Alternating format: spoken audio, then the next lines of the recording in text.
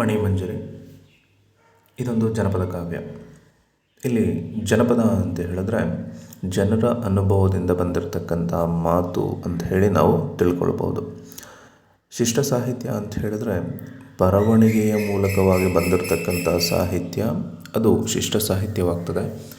ಜನರ ಬಾಯಿನಿಂದ ಬಂದಿರತಕ್ಕಂಥ ಸಾಹಿತ್ಯವನ್ನು ನಾವು ಜನಪದ ಸಾಹಿತ್ಯ ಅಂತ ಹೇಳಿ ಕರೀಬೋದು. ಸೊ ಈ ಪಾಠವು ಕೂಡ ಯಾವುದರ ಹಿನ್ನೆಲೆಯಲ್ಲಿ ಬಂದಿದೆ ಅಂತ ಹೇಳಿದ್ರೆ ಜನಪದ ಹಿನ್ನೆಲೆಯಲ್ಲೇ ಬಂದಿದೆ. ಸೊ ಆ ಪಾಠವನ್ನು ನೋಡೋಣ.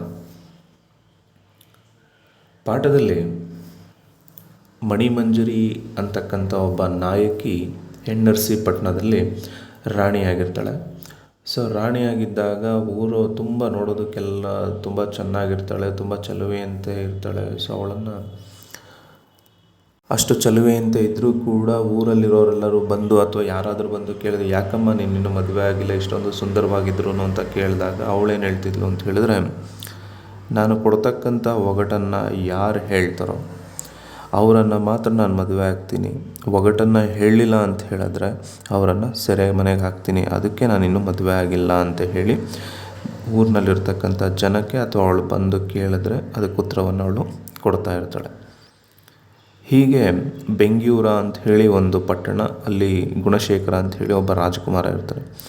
ರಾಜಕುಮಾರನು ಕೂಡ ತುಂಬ ಸುಂದರವಾಗಿರ್ತಕ್ಕಂಥ ಹುಡುಗಿ ಅಥವಾ ಚಲುವೆಯಾಗಿರ್ತಕ್ಕಂಥ ಹುಡುಗಿಯನ್ನು ಮದುವೆ ಆಗಬೇಕು ಅಂತ ಕೂಡ ಅವನು ಯೋಚನೆ ಮಾಡ್ತಾ ಇರ್ತಾನೆ. ಆವಾಗ ಮಣಿಮಂಜರಿಯ ವಿಷಯ ಗೊತ್ತಾಗ್ತದೆ. ಸೊ ನಾನು ಕೂಡ ಮಣಿಮಂಜರಿ ಕೊಡ್ತಕ್ಕಂಥ ಒಗಟನ್ನು ಬಿಡಿಸಿ ಅವಳನ್ನು ಮದುವೆ ಆಗ್ಬೋದಲ್ವಾ ಅಂತ ಹೇಳಿ ಈ ವಿಷಯವನ್ನು ತನ್ನ ಮಂತ್ರಿಗೆ ಹೇಳ್ತಾನೆ. ಮಂತ್ರಿ ಏನು ಮಾಡ್ತಾನೆ, ಫಸ್ಟು ವಿರೋಧಿಸೋದಿಲ್ಲ.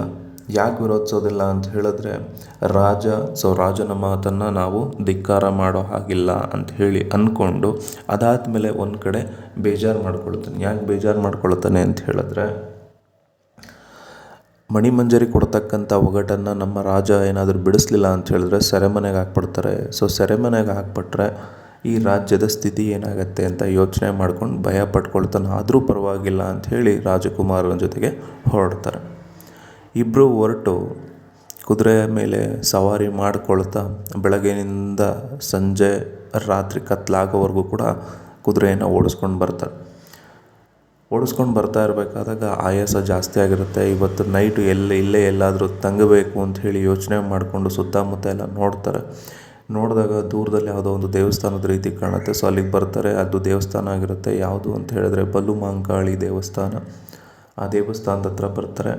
ಬಂದು ಒಳಗೆ ನೋಡಿದಾಗ ಇವಾಗ ಯಾರೋ ಪೂಜೆ ಮಾಡ್ಕೊಂಡು ಹೋಗಿರೋ ರೀತಿನಲ್ಲಿರುತ್ತೆ. ಅಲ್ಲಿ ಇಬ್ಬರು ನಿಂತ್ಕೊಂಡು ಏನು ಮಾಡ್ತಾರೆ, ಕೈ ಮುಗಿತಾರೆ.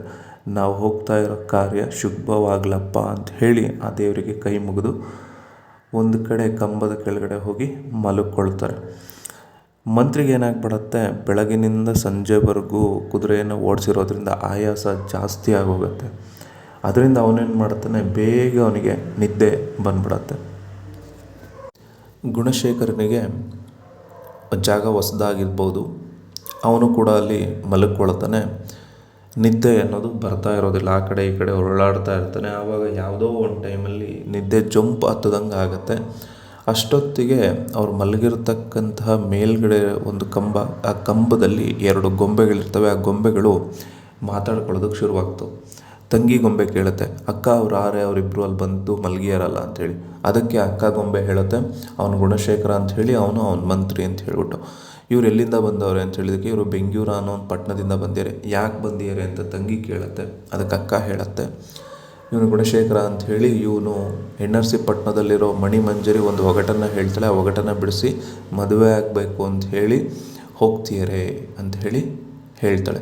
ಹಾಗಾದರೆ ಅದು ಒಗಟು ಯಾವುದಕ್ಕ ಅಂಥೇಳಿ ತಂಗಿ ಗೊಂಬೆ ಕೇಳತ್ತೆ. ಆ ಒಗಟು ಏನು ಅಂತ ಹೇಳಿದ್ರೆ, ಆ ಒಂಟು ಹಿಂಗಿದೆ, ಒಬ್ಬೊಂದು ಸುಲಿಗೆ ಮಾಡಿ ಕಾಲಿಗೆ ಹಾಕ್ಕೊಂಡು, ಒಬ್ಬೊಂದು ಸುಲಿಗೆ ಮಾಡಿ ಹೆಗಲಿಗೆ ಹಾಕ್ಕೊಂಡು, ಒಬ್ಬೊಂದು ಸುಲಿಗೆ ಮಾಡಿ ಕೈಗೆ ಹಾಕ್ಕೊಂಡು, ಬೆಳೆದಿಂಗ್ಲಪ್ಪನ ತಲೆ ಮೇಲೆ ಹಾಕ್ಕೊಂಡು, ಆಕಾಶದ ಅಡಕೆ ಮಾತಾಡೋ ಎಲೆ, ಸುರಾಪುರದ ಸುಣ್ಣ ತಕ್ಕೊಂಡು ಸೇರೋ ಸಮಸಮ ಹೊತ್ತಲ್ಲಿ ಬರಬೇಕು. ಹಿಂಗೆ ಹೇಳಿದ ತಕ್ಷಣ ತಂಗಿಗೆ ಅರ್ಥ ಆಗಲ್ಲ. ಅದಕ್ಕೆ ತಂಗಿ ಏನು ಮಾಡ್ತಾಳೆ, ಅಕ್ಕ ಇದ್ರ ಅರ್ಥ ಏನೇ ಅಂತ ಅಂದ್ಬಿಟ್ಟು ಅದು ಕೇಳತ್ತೆ. ಅದಕ್ಕೆ ಅಕ್ಕ ಹೇಳೋಕ್ಕೆ ಮುಂದಾಗತ್ತೆ. ಒಬ್ಬನ್ನ ಸುಲಿಗೆ ಮಾಡಿ ಕಾಲಾಗ ಹಾಕ್ಕೊಂಡು ಅಂದರೆ ಏನಪ್ಪ ಅಂದರೆ ದನದ ಚರ್ಮ ಸುಲಿದು ಆ ಚರ್ಮದಿಂದಲೇ ಎಕಡ ಮಾಡ್ಕೊಂಡು ಆ ಎಕಡಗಳ ಕಾಲಿಗೆ ಹಾಕ್ಕೊಂಡು ಬರಬೇಕು ಅಂತ ಹೇಳಿ. ಒಬ್ಬನ ಸುಲಿಗೆ ಮಾಡಿ ಹೆಗಲ್ಗೆ ಹಾಕ್ಕೊಂಡು ಅಂದರೆ ಕುರಿ ತುಪ್ಪಟವ ಕುರಿ ಮೈಯಿಂದ ತೆಗೆದು ಅದರಲ್ಲಿ ನೇಯ್ದ ಕಂಬಳಿಯನ್ನು ಹೆಗಲ ಮೇಲೆ ಹಾಕ್ಕೊಂಡು ಬರಬೇಕು. ಒಬ್ಬನ ಸುಲಿಗೆ ಮಾಡಿ ಕೈಗೆ ಹಾಕ್ಕೊಂಡು ಅಂತಂತ ಹೇಳಿದ್ರೆ ಬೆತ್ತದ ಕೊನೆಗಳೆಲ್ಲ ಸವರಿ ಅಂದರೆ ಬಿದಿರನ್ನು ಸವರಿ ಆ ಬಿದಿರು ಕಡ್ಡಿಯನ್ನು ಕೈಲಿಟ್ಕೊಂಡು ಬರಬೇಕು. ಬೆಳದಿಂಗಳಪ್ಪನ ತಲೆ ಮೇಲೆ ಹಾಕ್ಕೊಂಡು ಅಂದರೆ ಬೆಳ್ಳಗಿರೋ ಪೇಟವ ತಲೆ ಮೇಲೆ ಹಾಕ್ಕೊಂಡು ಬರಬೇಕು. ಆಕಾಶದ ಅಡಿಕೆ ಅಂದರೆ ಬೇಯಿಸದೇ ಇರೋ ಹಸಿ ಅಡಿಕೆ ಅಂದರೆ ಅವಾಗಿನ್ನೂ ಕೆಳಗಿಳಿಸಿರ್ತಕ್ಕಂಥ ಅಡಿಕೆಯನ್ನು, ಅದ್ರ ಜೊತೆಗೆ ಮಾತಾಡೋ ಎಲೆ ಅಂದರೆ ಮಳೆ ಹೌದು ನೀರಿನ ಹನಿ ಬೀಳ್ತಾ ಇರೋ ಹೊಸ ಎಲೆ ಅಂತ ಹೇಳಿ. ಸುರಾಪುರದ ಸುಣ್ಣ ಅಂದರೆ ಒಳ್ಳೆ ಕನೆ ಸುಣ್ಣ, ಇದೆಲ್ಲವನ್ನು ಇಟ್ಕೊಂಡು ಸೂರ್ಯ ಮುಳುಗ್ತಾ ಇರೋ ಟೈಮಲ್ಲಿ ಅಂದರೆ ಹುಣ್ಣಿಮೆ ದಿನದ ಸಂಜೆ ಹೊತ್ತಲ್ಲಿ ಬರಬೇಕು ಅಂತ ಹೇಳಿ ಅರ್ಥ ಅಂತ ಹೇಳಿ ತಂಗಿಗೆ ಅವಳು ಹೇಳ್ತಾಳೆ. ಯಾವಾಗ ಅಕ್ಕ ಹಿಂಗೆ ಹೇಳ್ತಾಳೋ ತಂಗಿ ಹ್ಞೂ ಅಂತಿದ್ಲು. ಅಷ್ಟೊತ್ತಿಗೆ ಗುಣಶೇಖರನು ಕೂಡ ಇಷ್ಟೇನಾ ಅವಳು ಹೇಳೋ ಒಗಟು ಅಂಥೇಳಿ ಆಮೇಲೆ ಮುಂದೆ ಮುಂದೆ ಮುಂದೆ ಅಂತ ಹೇಳ್ತಾನೆ. ಅಷ್ಟೊತ್ತಿಗೆ ಆ ಎರಡು ಗೊಂಬೆಗಳು ಏನಾಗ್ಬಿಡ್ತವೆ ಅಂತ ಹೇಳಿದ್ರೆ ತಮ್ಮ ರೂಪವನ್ನು ಬದಲಾಯಿಸ್ಕೊಂಡ ಮೇಲೆ ನಡೆದಿರ್ತಕ್ಕಂಥ ವಿಚಾರವನ್ನು ಅವನೇನು ಮಾಡ್ತಾನೆ ಅಂತ ಹೇಳಿದ್ರೆ ಮಂತ್ರಿಯನ್ನು ಎದುರಿಸಿ ಮಂತ್ರಿಗೆ ಹೇಳ್ತಾನೆ. ಸೊ ಮಂತ್ರಿಗೆ ಎದುರಿಸಿ ಹೇಳಿದ ಮೇಲೆ ಅವರಿಬ್ಬರು ಅಲ್ಲಿಂದ ಹೊರಡೋಕ್ಕೆ ಶುರುವಾಗ್ತಾರೆ. ಅದನ್ನೋಗಿ ಮಣಿಮಂಜರಿಯನ್ನು ಕಂಡು ಅವ್ರಿಗೆ ಹೇಳ್ತಾಳೆ, ಒಂಟು ಬಿಡಿಸಿದ್ದೀರಾ ಅಂತ ಹೇಳಿ ನೀವು ನಾಳೆ ಬನ್ನಿ ಅಂತ ಹೇಳ್ಬಿಟ್ಟು ಕಳಿಸ್ತಾಳೆ. ನಾಳೆ ಮತ್ತೆ ಅವರು ಬರ್ತಾರೆ. ಆವಾಗ ಇನ್ನೊಂದು ಒಗಟನ್ನು ಅವಳು ಹೇಳ್ತಾಳೆ.